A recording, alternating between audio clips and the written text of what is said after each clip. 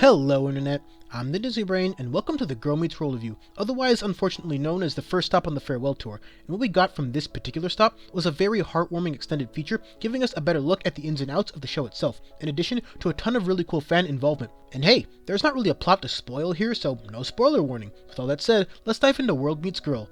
Because this particular episode is a bit more open-ended in structure, there's not really a through line for which I can talk about what actually happened. In reality, it's one of those cases where seeing is actually believing. There's a lot of fan interaction, an entire Q&A session where the cast got to ask the questions, an interesting twist, and Cecilia even threw in a joke about not appearing in many episodes. It's as if they were reading my mind. But that said, let's drop the pretense of this particular review being heavily based around logic, structure, functionality, the things I'm known for analyzing and addressing. This, more so than any episode, is not one that would benefit from my typical approach, so I'll talk more personally. For me, it was great to see just how lighthearted and whimsical the cast is when they're just being their normal selves. I really don't think it's just as simple as flicking on a switch. I think these actors really embrace their characters and have enough in common with them to make the show as a whole feel genuine, even now during an episode where it's more blatant than ever that we're watching a show. And this was my first time ever seeing Michael Jacobs actually talk, and he's kind of awesome. I watched this and understood from what screen time he gets why people want to work with him. But what stands out the most about this entire episode is how much the fans themselves got to be involved and how much mutual appreciation was on display. I can't be alone when I say I wish I was there, if only to thank some of the actors for helping me see things in a different light.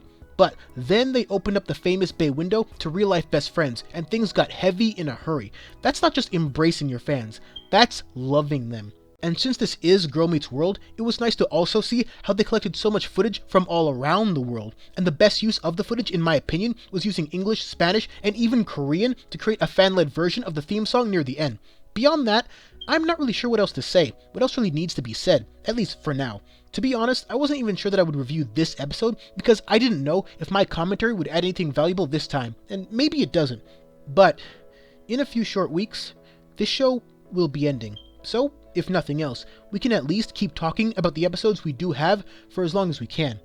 Reviewing this show has always been one of the best things about my channel, basically since its inception.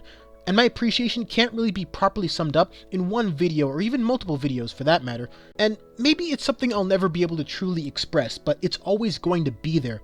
But at this point I'm just kind of rambling, so we'll save some of the emotions for the next review when Girl Meets Sweet 16 premieres on the 13th.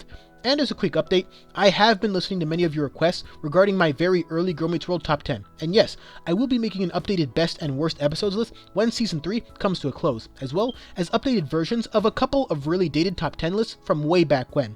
Now, if you'll excuse me, I've got, let's see here, 280 plus comments to reply to from yesterday. Jesus Christ. So, as always, thanks for watching. Under. But forever.